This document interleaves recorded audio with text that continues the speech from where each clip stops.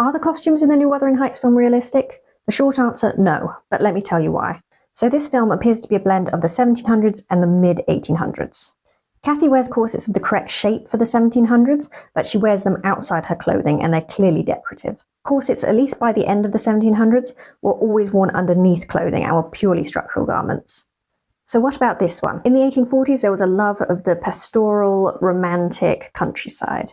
This dress looks like a dirndl, a dress traditionally worn in the Alpine regions of Germany, Switzerland, Liechtenstein, and places around there.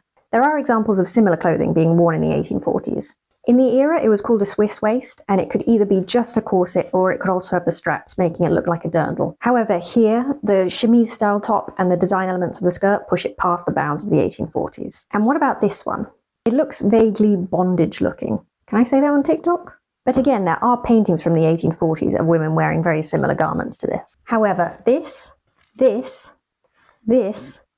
and this are nothing. Apart from having floofy skirts and a vague corseted shape, there's nothing historical about them.